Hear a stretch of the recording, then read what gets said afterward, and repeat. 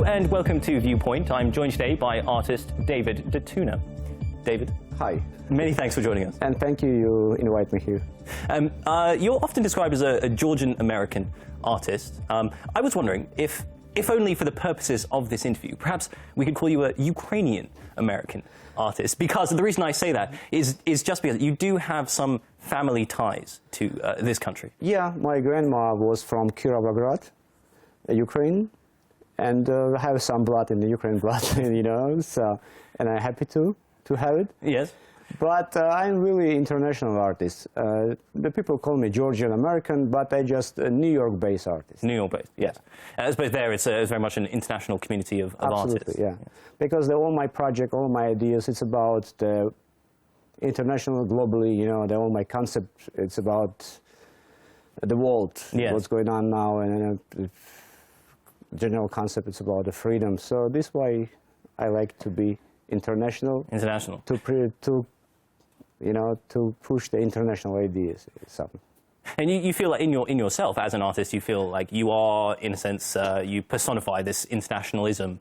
You had a film last year, it came out, where it sort of described your journey, and it very much, at least one sort of review I read, it sort of very much focused on you being an emigre artist, very much being, landed in America from the former Soviet Union. It was some part of this film. The film name is Datuna, Portrait of America.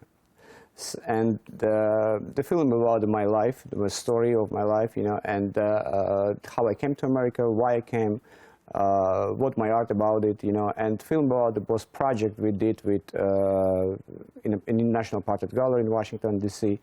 Yeah, the whole story. The film is about 1 year of my life, you know. Yes. So this was the really film about it. You know?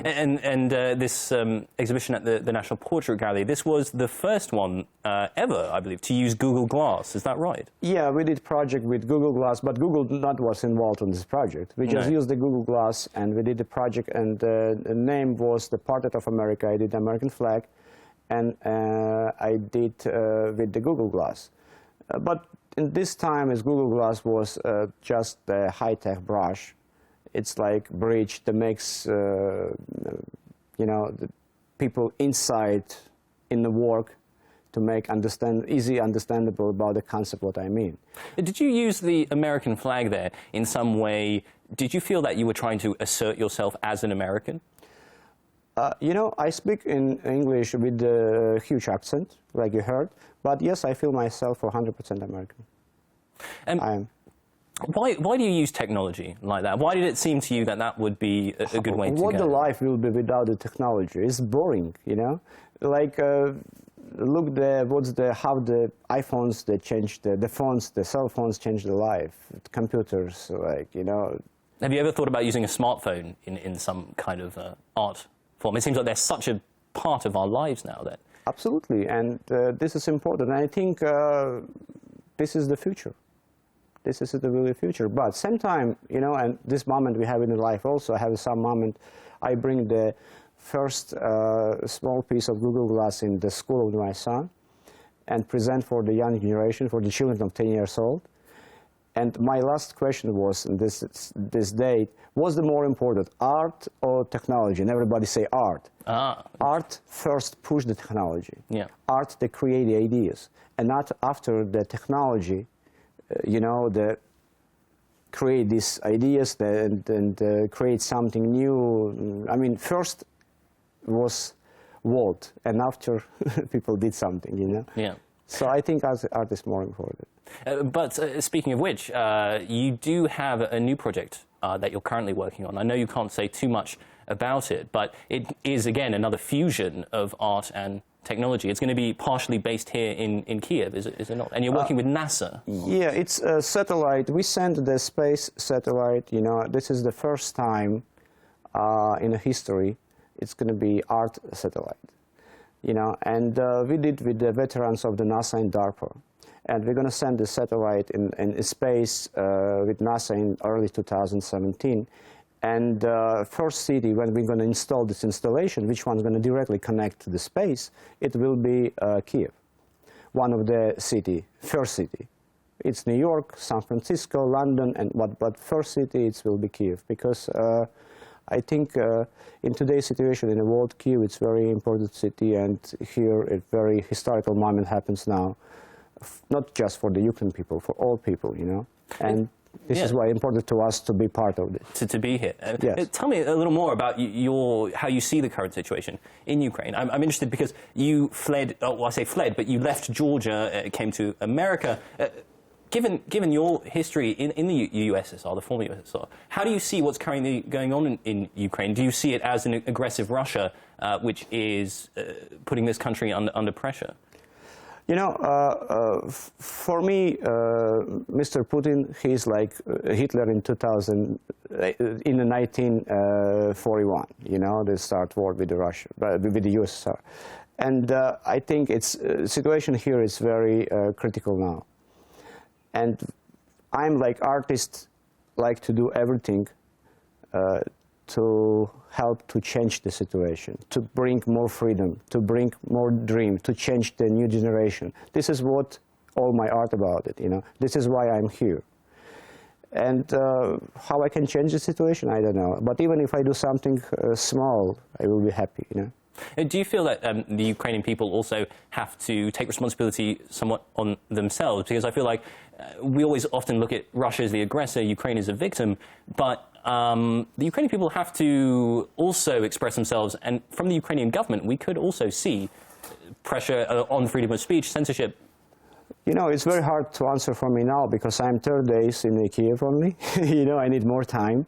But I spoke with many people, and the situation in the government is also not pretty cool, you know. I think government have to think about regular people more, you know. And but the young government, maybe it will be, we don't know. But again, it's just, we'll see, I don't know. It's a very hard question for me, you know, and we have a limited time, I know.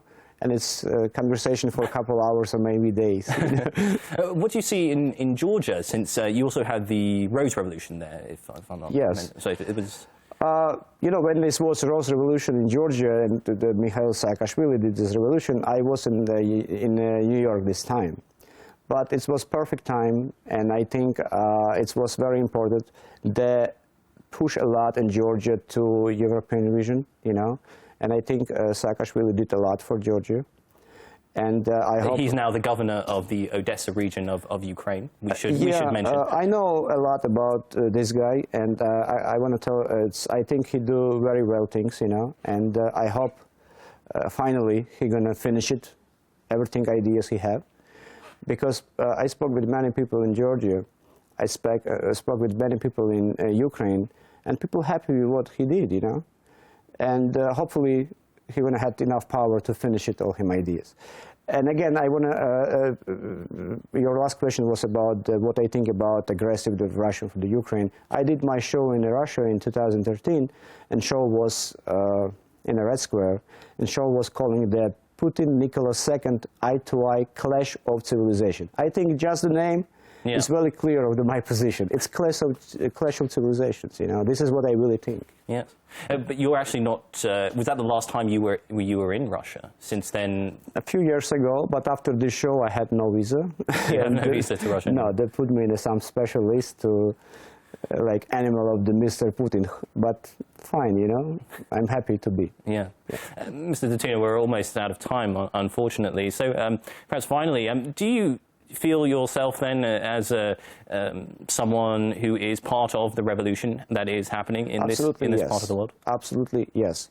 Like I put in a post on my Facebook like a few days ago, like 1941, my grandfather fought with the fascism here in the Ukraine, and today it's 2016.